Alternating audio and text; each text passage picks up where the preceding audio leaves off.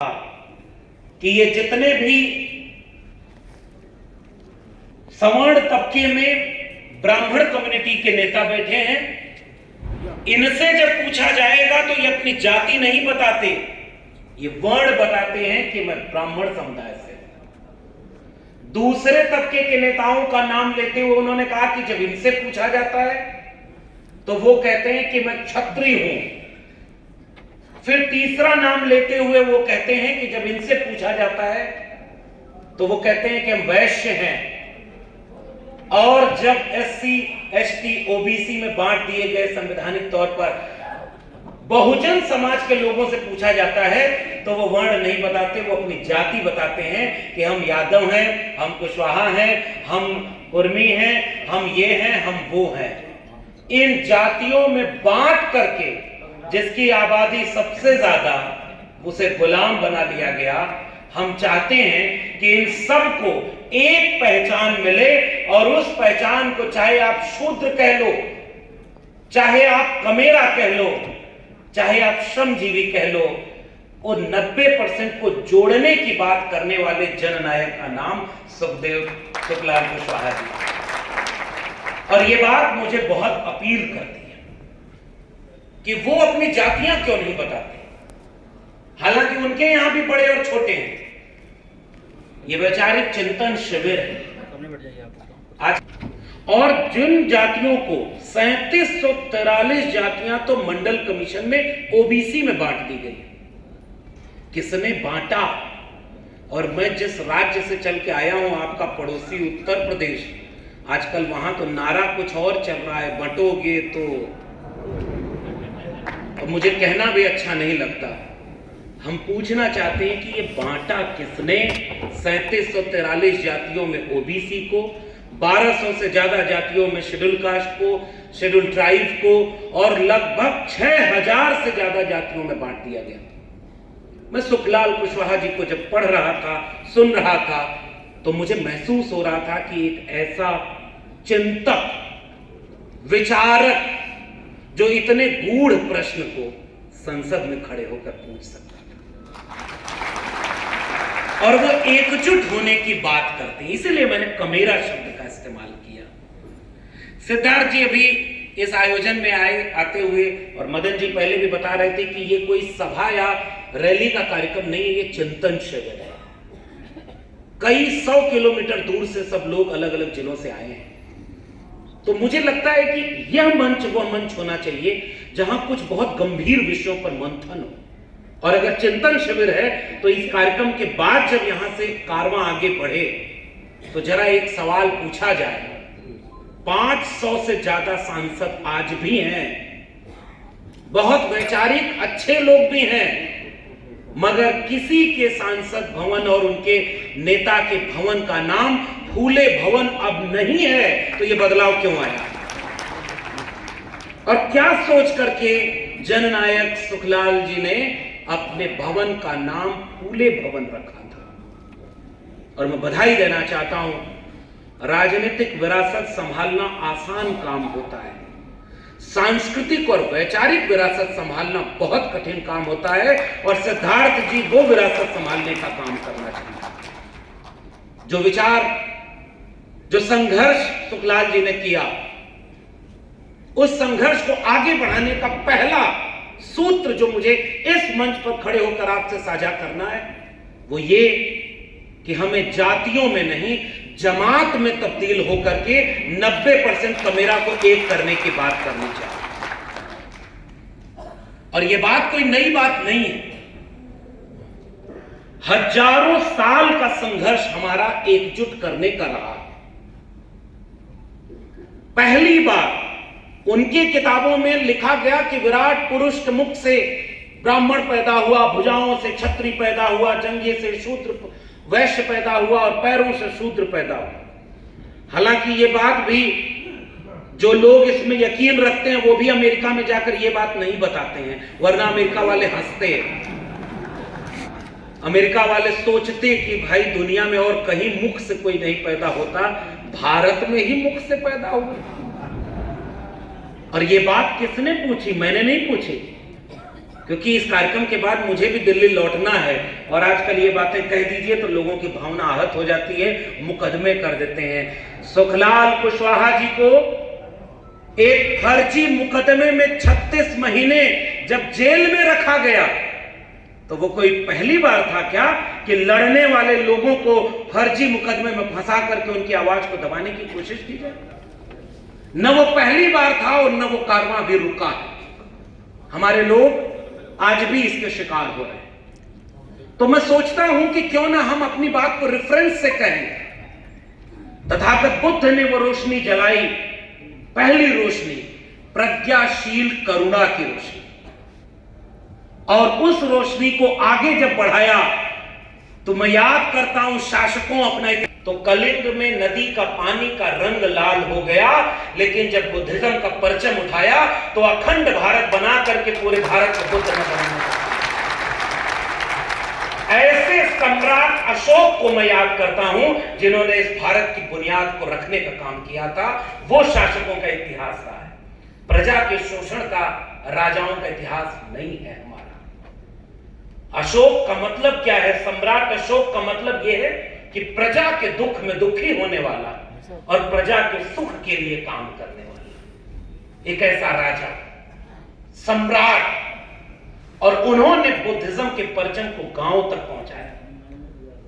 और आज विदेश में जाके उनको याद आता है कि हम युद्ध के देश से नहीं, बुद्ध के देश से आए हैं।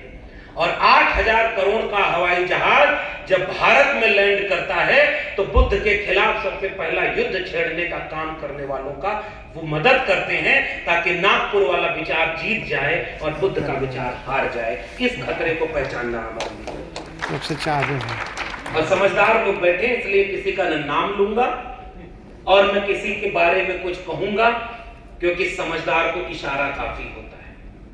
ये वैचारिक मंच है, ये राजनीतिक मंच नहीं। लेकिन विचार में तो ये पहचानना पड़ेगा ना कि विचार का शत्रु विचार कौन सा है, जिस विचार से हमारे विचार को खतरा है।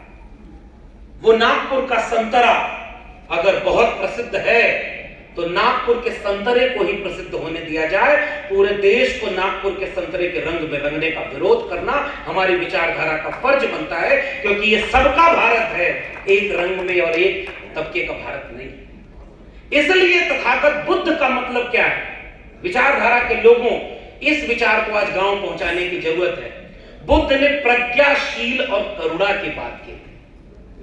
बुद्ध ने प्रज्ञा, बुद्धि, और आजकल बुद्धि ही सबसे खत्म करने की कोशिश की जा रही है। और मैं तो प्रोफेसर रहा हूं 14 साल, अभी मदन जी बोल रहे थे और हमारे तमाम लोग जानते होंगे।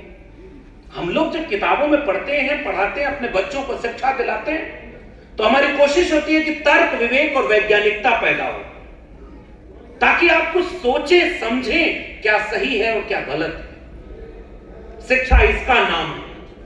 हमारे पुरखे महात्मा ज्योतिबा फूले और सावित्रीबाई फूले ने शिक्षा के लिए संघर्ष किया। विद्या बिना मति गई, मति बिना गति गई, गति बिना वित्त गया, वित्त बिना सूत्र भय, और एक अविद्या ने जाने कितने अत्याचार कर दिए।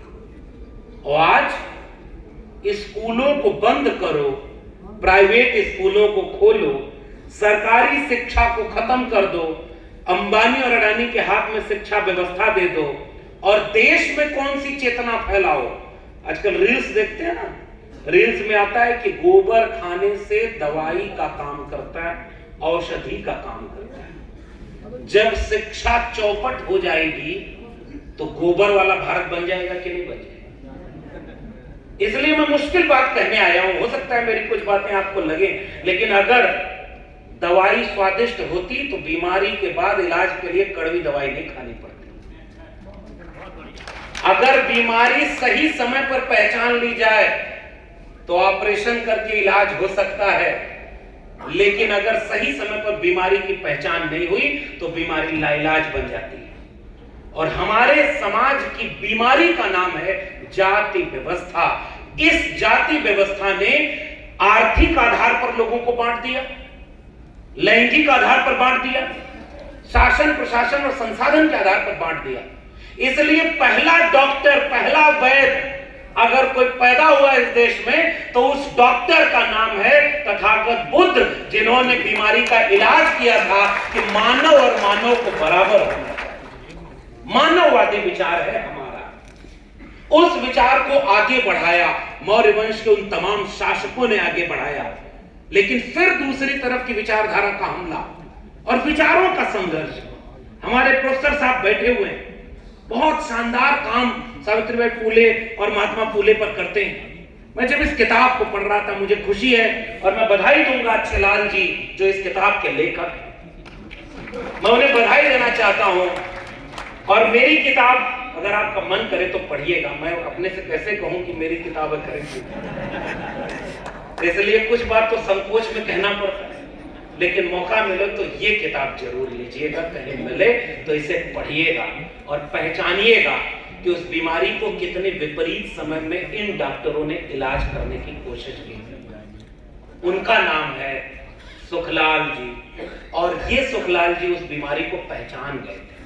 एक भाषण में सुखलाल जी बोलते हैं कि तुम रोटी की चिंता करते रह गए। सुनिएगा कभी, मैं जब से सुना हूं मैं सोचता हूं कि कितना दूरदर्शी विचार, कितने दूर तक के विचार को समझने वाले व्यक्ति थे। उन्होंने कहा कि हमारे समाज को इतना कमजोर कर दिया गया कि वो दिन रात केवल रोटी की चिंता करता है। और उस सभा में आए हुए लोगों से हाथ उठवाकर उन्होंने कहा कि संकल्प लो, नेता पैदा करो जो तुम्हारे पेट को रोटी पैदा करने का काम अपने आप कर देगा, लेकिन रोटी पैदा करोगे तो उसकी गुलामी का शिकार हो जाओगे, क्योंकि नेता फिर कोई और हो जाएगा। तो नेता पैदा करने की एक प्रयोगशाला का नाम सुखलाल जी। और मैं ये बात देख करके बहुत सुखद आश्चर्य में था। कौन थे सुखलाल जी? मैं इतिहास जब पढ़ रहा था, अभी इस किताब को पढ़ भी नहीं पाया हूं, पता चलता है कि उनके पूर्वज किसी और की जमीन पर, अधिया पर, हमारे पूर्वांचल में बोला जाता है अधिया पर जमीन लेकर के मेहनत कर। यहां क्या बोलता है? बटाई, वही अधिया, सब समझ ही गए। आधा मेरा आधा मालिक का। जिसने मेहनत किया वो आधा लेगा और जिसके खेत है वो पूरा लेगा। एक समय तो ऐसा भी था कि उसी खेत में बेगारी करो, 2 वक्त की रोटी मिल जाए तो भी एहसान मानना। लेकिन वहां तक तो अब उस लौटिए उस कथा पर, उस कहानी पर, उस किस्से पर। जिस बार फसल अच्छी हुई, क्योंकि इनके परिवार ने बहुत मेहनत की, तो फसल लहलहाई, तो जिसका खेत था उसका मन मचल गया कि अब ये पूरी फसल हम ले लेंगे, अब तुम्हें नहीं देंगे। तो जो कमेरा कौम होती है, जो शासक वर्ग से पैदा हुई है, वो जुल्म और ज्यादती को सहना कभी सीखी नहीं। इनके परिवार ने भी विद्रोह किया कि जो हमारी मेहनत है उसका फल हमें लेना होगा, लेकिन ताकतवर सामंती जातिवादी लोगों ने परिवार को अपने गांव से बेदखल किया। ये कहानी सही है। और वहां से जीवन के शुरुआती सबक उन्होंने लिखे। संघर्षों से ही कोई बड़ा बनता है। और मैं क्यों कह रहा हूं कि ये किताब केवल एक किताब क्यों है, और ये भी सामान्य किताब है, मैं इसे बहुत अच्छी किताब नहीं मान रहा हूं, क्योंकि इससे भी बहुत बेहतर किताब होनी चाहिए। अगर सुखलाल कुशवाहा जी के आप सच्चे वारिस हैं तो पतले पतले लेख लेकर के अपने समाज को बताइए कि वो केवल कुशवाहा समाज के नेता नहीं थे, वो 90% कमेरा लोगों के नेता थे, और उन्होंने क्या विचार देश को लड़ाने के लिए। पूरे लड़ाई में कहीं भी अपने समाज की लड़ाई नहीं। और मैं शुक्रिया अदा करता हूं पूरे मदन जी और सिद्धार्थ जी का कि इस कार्यक्रम में लक्ष्मण यादव को मुख्य अतिथि बनाया है। यही तो एकता हमारी और आपकी है, ताकि विचारों का एक रिश्ता हमारा बन जाए। लक्ष्मण सिंह यादव। और इसलिए मैं ये पैगाम यहां पर ही साझा कर सकता हूं कि हम और आपका रिश्ता कैसे विचारों का रिश्ता है। हमारा आपका रिश्ता जाति का रिश्ता नहीं है। जाति में तो उन्होंने बांटा। उसी खेत में काम करने वाले हमारे लोग, किसान कमेरा लोग, चाहे वो गाय भैंस चराए तो एक गाय भैंस चराया, दूसरे ने भेड़ चराया, उसकी जाति अलग कर दी, तीसरे ने बकरी चराया, उसकी जाति अलग कर दी। उसी खेत में किसी ने सब्जी पैदा किया तो उसकी जाति अलग कर दी। उसी खेत में किसी ने और अनाज पैदा किया तो उसकी जाति अलग कर दी। खेत में किस चीज से फसल पैदा होगी उसका जो यंत्र बनाया उसकी जाति अलग कर दी। उसका काम जिसने किया, कपड़े का काम किया, उसकी जाति अलग कर दी। और हमारा ही देश एक ऐसा है कि जहां पेशे से जातियां तय हो गई और जो जो काम करता उसी जाति में उसको बांट दिया गया। तब मुझे मेरा पुरखा ज्योतिबा फूले फिर याद आते हैं। जैसे बाल काटना नाई का धर्म नहीं धंधा है, कपड़े का काम करना धोबी का धर्म नहीं धंधा है, लकड़ी का काम करना बढ़ई का धर्म नहीं धंधा है, वैसे ही दान दक्षिणा के नाम पर वो वाला काम करना उनका धर्म नहीं धंधा है। ये इशारा आप समझते हैं। और ये बात मैं नहीं कह रहा हूं, महात्मा ज्योतिबा फूले ने लिखा, जिस किताब में उन्होंने लिखा और भारत सरकार ने उसे प्रचारित किया है, उसे पब्लिश किया, प्रोफेसर साहब जानते हैं। और जब जब महात्मा फूले की जयंती आती है तो नागपुर की विचारधारा वाले लोग भी उनकी फोटो पर माला जरूर पहनाते हैं। और अभी 3 जनवरी को माता सावित्रीबाई फूले की जयंती थी, ये 3 जनवरी, आज 5 जनवरी। तो जब प्रधानमंत्री जी भी उनकी अगर बधाई दे रहे हैं तो मैं भी एक सवाल क्यों न पूछ दूं कि अगर राष्ट्र माता क्रांति ज्योति सावित्रीबाई फूले आपके लिए भारत के राष्ट्र निर्माता हैं, तो मेरा सवाल का जवाब दो। स्कूल में शिक्षा देने जब वो जाती थी तो उनके ऊपर मैला कचरा और गोबर कौन फेंकता था? अब इसको सोचिएगा, समझिएगा। आज धर्म के नाम पर लड़ाया जा रहा है कि सब हिंदू बनाम मुस्लिम। हमारे उत्तर प्रदेश में आइए, खुदाई चल रही है।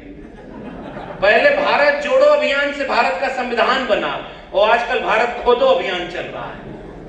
लेकिन मैं आपसे पूछना चाहता हूं कि शिक्षा की ज्योति किसने जलाई?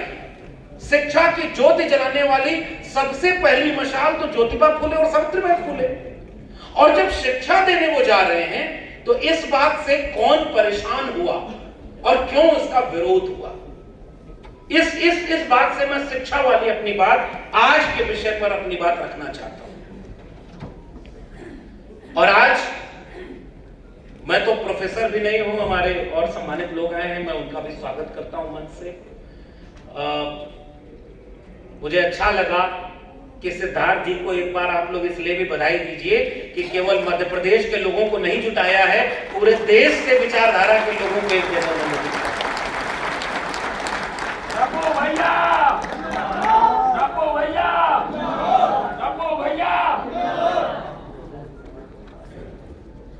नायक सुखलाल कुशवाहा जी की एक तस्वीर है, वो हाथ में बेड़ियां पहने हुए हैं। मां गुजर जाती हैं, मिलना चाहती हैं आखिरी वक्त में, लेकिन वो नहीं मिल पाती हैं। लेकिन ये बेड़ियां पहन करके सुखलाल कुशवाहा जी बाहर निकलते हैं और इस बात की सजा पा रहे होते हैं, उस गुनाह की सजा पा रहे होते हैं जो असल में उन्होंने किया ही नहीं था। मैं सोचता हूं कि इस संघर्ष के बाद उस समाज को क्या हासिल हुआ। जितने चुनाव लड़े उसमें तो अधिकांश चुनाव वो हार गए। और मैं कड़वी बात कह रहा हूं फिर से, वो जननायक अपने विचारों से हुए, चुनाव जीत करके वो बड़े नेता नहीं हुए, अपने विचारधारा और संघर्षों से वो उस देश के और समाज के बड़े नेता बने।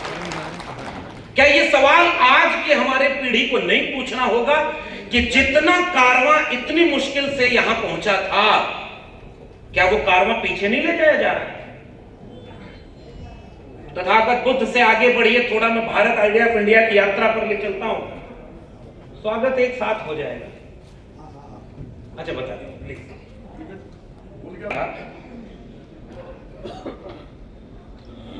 इस पूरी लड़ाई में मैं जितना समझ पाया जननायक सुखलाल कुशवाहा जी को, मैं पहली बात फिर से दोहराता हूं, मुझे इस बात पर गर्व है कि अगर जननायक अपनी कौम, अपनी बिरादरी के नेता होते तो हमारे जैसे लोग उन्हें नहीं जान पाते, लेकिन वो मानववादी विचारों के नेता और विचारक रहे। इस बात को मैं दोहराता हूं और इस बात को इसलिए दोहराता हूं कि अपने भाषण में जब सुखलाल जी बोलते हैं, वो याद करते हैं अवंतीबाई लोधी को। क्या ज्ञान था सर। पुराने लोग मिले, अगली बार जब उनका आयोजन हो तो मैं तो चाहूंगा कि उनका वो भाषण यहां से सुनाया जाए। कई बार आज से 50 साल पहले वो बातें करके वो अपने समाज को जगाना चाह रहे थे, जिसको आज भी कहने में हमारी हिम्मत नहीं होती। क्योंकि आज जिनकी विचारधारा की सरकार है, वो नौकरियां छीन रहे हैं, वो मुकदमे लगाते हैं, वो डराते हैं, वो धमकाते हैं। और यही महाराष्ट्र मध्य प्रदेश है। इसी से आगे बढ़ाइए। महाराष्ट्र में मारे गए लोग नरेंद्र दाभोलकर, गोविंद पंसारे, कलबुर्गी, गौरी लंकेश, ये कौन लोग थे जो विचार देते थे, लेकिन जो विचार को विचार से नहीं जीत पाते वो हिंसक हो जाते हैं, वो हिंसा का रास्ता अख्तियार कर लेते हैं। और इसीलिए आप सोचिए, एक बड़ी पुरानी कहावत है, हिंदी में उसका अर्थ समझिएगा। एक बार एक कवि को राजा ने फांसी दे दी, क्योंकि उसने अपने वक्त के राजा से सवाल पूछा था कि तुम ये जो कर रहे हो वो गलत कर रहे हो, ये क्यों? कुछ दिन बाद उसकी बेटी ने अपनी मां से पूछा कि मेरे पिता को उस राजा ने फांसी क्यों दी। बहुत गौर से समझिएगा, चिंतन शिविर है ये। मां ने कहा कि क्योंकि तुम्हारे पिता की लिखी हुई एक कविता राजा को पसंद नहीं आई। बेटी ने तुरंत कहा, अगर मेरे पिता की कविता उसे पसंद नहीं थी तो वो दूसरी कविता लिख देता, इस बात के लिए उसने मेरे पिता की जान क्यों ले ली? और आज क्या ये वक्त नहीं है कि जिनको जेल में होना चाहिए वो हुकूमत कर रहे हैं, और जिनको हुकूमत करना चाहिए वो अपने हक मांगने के लिए भी ऐसा कह रहे हैं कि अच्छा जाति जनगणना ही दे दो, अच्छा हमारी गिनती ही करा दो, कौन कहां पहुंचा, ये विचार इसी चिंतन शिविर में होना चाहिए। इसलिए मैं जब इस जननायक को पढ़ रहा था तो मैं देख रहा था कि अवंतीबाई लोधी का जिक्र है, मान्यवर कांशीराम जिनकी राजनीतिक प्रयोगशाला से निकले थे, सुखलाल जी, मान्यवर कांशीराम को मैं याद करता हूं अपने वैचारिकी में, लेकिन उस वैचारिकी में जिसमें तथागत बुद्ध उस कारवां को आगे बढ़ाए, अलवार, नैनार, सिद्धनाथ, 6वीं शताब्दी, 7वीं शताब्दी, 10वीं शताब्दी तक जाकर के इस देश में न्याय और समता की लड़ाई लड़ी गई थी। और पुराने लोगों को पढ़िएगा, इस इतिहास को नौजवानों से परिचित कराइएगा। और उसके बाद एक पुरखा कबीर हमारा पैदा हुआ, जिसने इस मानववादी विचार की लड़ाई को आगे बढ़ाया। आइडिया ऑफ इंडिया को समझिए कि हम कहां खड़े हैं, हम किस सफर से यहां तक चलकर आए। तुम कत बाभन हम कत सूद, और हम कत लोहू तुम कत दूध, एक बूंद ते सब उत्पन्ना, कौन बाभन कौन सूदा। ये सवाल किसने पूछा था? संत कबीर ने पूछा था। काकर पाथर जोड़ के मस्जिद लई चुनाए, ताचड़ मुल्ला बाग दे, क्या बहरा हुआ खुदाए, तो पाथर पूजे हरि मिले, तो मैं पूजूं पहाड़, ताते ये चाकी भली, पीस खाए संसार, अरे इन दोन राह न पाई, हिंदुन की हिंदुआई देखे तुर्कन की तुर्काई, अरे इन दोन राह न पाई। आज संत कबीर होते और इस भारत को देख रहे होते तो वो सोचते नहीं कि ये भारत शिक्षा की तरफ जा रहा है या अंधविश्वास और पाखंड की तरफ जा रहा है।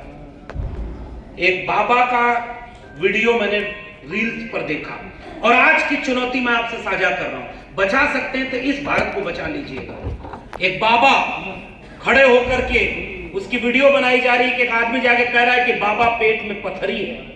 बाबा आंख बंद करता है, हवा में कैंची चलाता है, एक मंत्र फूंकता है, उसके बाद कहता है बच्चा देख पत्थरी, तो उसने कहा बाबा गायब हो गई, बाबा की जय हो, और उसके बाद वो वीडियो वायरल हो जाती है। ये कौन सा भारत आप बना रहे हैं? अगर इतना ही ताकत है तो इस देश के हर सरकारी अस्पताल के सामने ऐसे बाबाओं को बिठाइए, गरीब, कमजोर, लाचार, बेबस का ऐसे ही मुफ्त में इलाज हो, ताकि छोटी छोटी बीमारी से ये कमेरा लोग मर न जाएं, उनके जीवन की रक्षा हो जाए। क्या क्या इस देश में चल रहा है? इसी मध्य प्रदेश का उत्तर वाला, उत्तर प्रदेश के पास जैसे जैसे पहुंचते गए, और आप तो सतना से आसपास से ज्यादा लोग आए हुए, वहां का नया नया बाबा से पर्ची बना रहा है, और इसको कहा जा रहा है कि वो चमत्कार कर रहा है, और उसको खुद नहीं पता कि उसका छोटा भाई जेल जाएगा, इसकी पर्ची क्यों नहीं बनाया उसने। अब सोचना होगा ना, ये अंधविश्वास पाखंड की तरफ नहीं ले जा रहे देश को। अब आप सोचिए कि इसी मध्य प्रदेश का एक बाबा छत्तीसगढ़ में एक दिन भाषण देने पहुंचा, मैं भी वहां गया, वहां लोगों ने बताया कि कल ये जो आया था, इसने कहा कि अगर आपका बच्चा पढ़ाई में कमजोर हो, फूले के मंच पर खड़े हो, और इस फूले के फोटो अगर आपने लगाई है तो इतना जोखिम उठाइए कि सच बोलिए, और अपने सामने जो पाखंड फैलाया जा रहा है उसका विरोध करिए, तब आप फूले के फोटो लगाने के हकदार। क्योंकि इन्होंने तो विरोध करके अपना पूरा परिवार कुर्बान कर दिया था।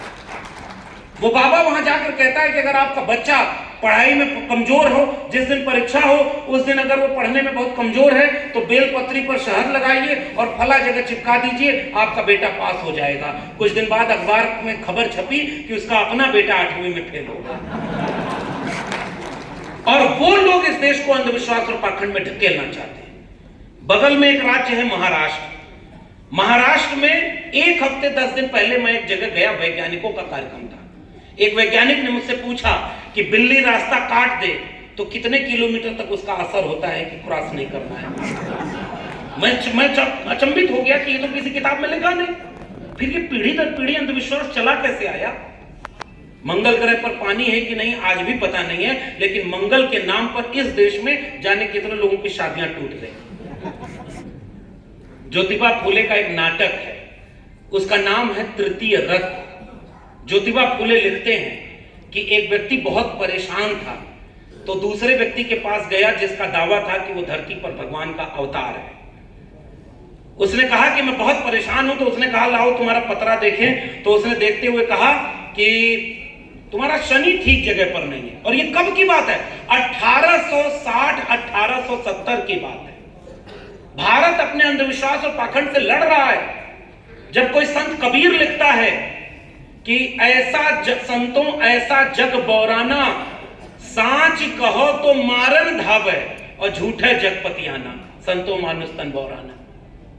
कबीर ने पूछा कि बाहर जाते हो तो जिंदा सांप घर में दिख जाए ले लाठी दौड़ाया, और मुर्दा सांप बाहर दिखा तो उसको जाके पुजाया। मछली न तरी जिसके गंगा में ही घर है।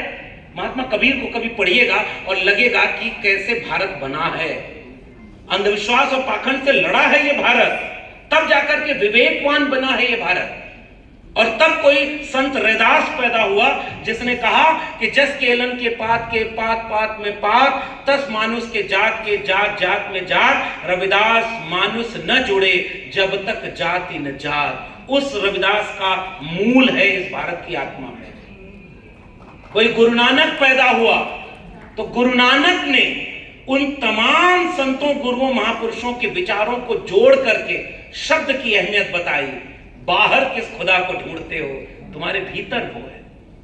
और इसलिए संत कबीर, संत रविदास, संत गुरु नानक, चोखा मेला, नारायण गुरु, बसवन्ना, अयंकाली, इन तमाम लोगों ने क्या लिखा? मोको कहां ढूंढे रे बंदे, मैं तो तेरे पास में। ना मैं मंदिर, ना मैं मस्जिद, ना काबे कैलाश में, ना मैं जप में, ना मैं तप में, ना मैं व्रत उपवास में। खोजी हो तो तुरते मिले हो पल भर की तलाश में, और कहें कबीर सुनो भाई साधो, मैं तो हूं विश्वास में।